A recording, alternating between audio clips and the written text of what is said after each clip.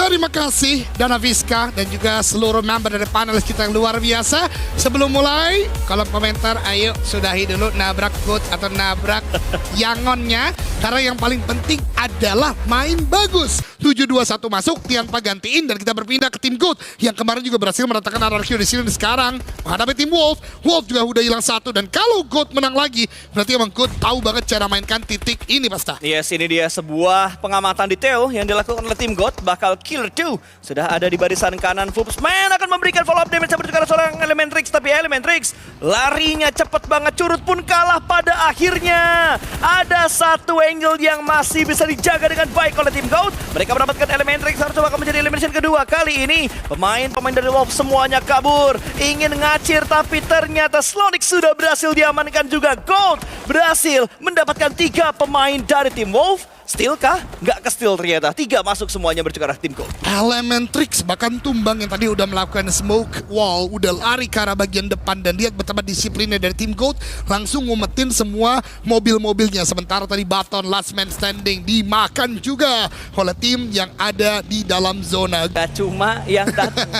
Di story juga banyak. Rame banget, Di bener. story juga banyak yang mendukung Alpha 7 karena mereka juga termasuk tim yang sangat-sangat fantastis dan bombastis. Tapi kita lihat dan akan terfokus dengan apa yang dilakukan oleh tim RRQ saat ini dengan mengontrol 2 rumah ini. Split yang mereka mainkan tidak boleh ada yang bolong. Sekali bolong pincangnya bukan main ini. Karena mereka melakukan split 2-2 di arah beda. Tapi lihat mobilnya terpelanting ngepot langsung di-follow up oleh seorang lapar Milen. Akhirnya bisa mendapatkan satu pemain tersebut, bahkan silence langsung dipulangkan. Tidak ada steal elimination yang dilakukan oleh lawan tapi RRQ. Tiba-tiba mereka didobrak oleh Yangon Galacticos. Oleh GK ternyata yang datang. Genfos diamankan dengan sangat cepat ketika RRQ terlena oleh Furia. Oh my god! Ada zona kembali mendorong ke arah compound ini dimiliki oleh Alpha 7. Oh GK, 3 anggota mereka terknockdown kali ini. 1 sudah berhasil di-up, tapi masih ada 2 pemain mereka yang tumbang kali ini. Milu akan ada kelas lain lagi bakal dilakukan oleh seorang Milu karena Milu bakal menjadi pemain terakhir. Sebuah jump shoot menuju ke bagian dalam dari jendela masih gagal, masih belum membuahkan hasil. Ada 1 bos spekulasi granat yang masih bisa digocek juga oleh seorang Milu. Langkah kaki terdengar di bagian dalam yang berpindah-pindah kanan dan kiri. Masih ada penyelamatan harus mereka mainkan kali ini, bersembunyi menjadi ninja, tapi Milu bakal langsung nabrak menuju ke bagian dalam. Ada distraction Oh my god, Milu dapetin Safji, akhirnya tergunting dari belakang, pinggang yang retak membuat Milu pulang ke arah lobby. Tapi GOAT memanfaatkan momentum ini, front shoot indah untuk memulangkan GK ke arah lobby. Milu, lagi-lagi player satu ini begitu mengerikan. Kalau tadi clutch lagi, gua nggak tahu sih. Momen clutch 2 kali di PMWC itu begitu mengerikan. Berbicara Nongshim, 1 orang tersisa tapi masih bisa memberikan gempuran. TZ tadi mendapatkan 1 knockdown tapi diambil eliminasinya oleh Alpha 7. Fupsman kali ini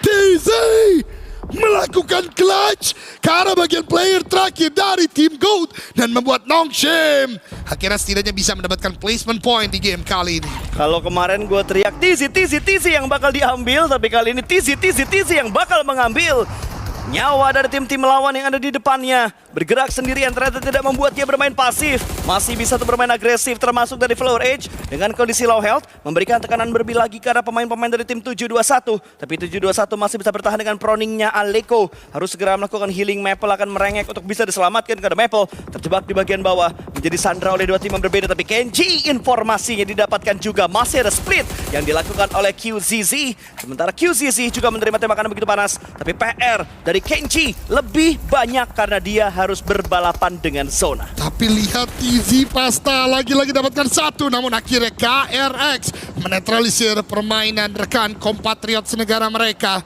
Itu Nongshim pulang ke lobby. Speaking of which, KRX tadi tusun di bagian rondo. Saat ini mereka berhasil dengan daya rotasi mereka untuk masuk ke arah bagian late game. Apakah ini momen untuk bangkitan tim KRX? Bini melompat ke sana kemari. Ada Hoxie juga yang mungkin mulai mencari di manakah letak pemain dari AGAL dan 1 player terakhir dari Dobnes yang tadi padahal berpisah sendirian.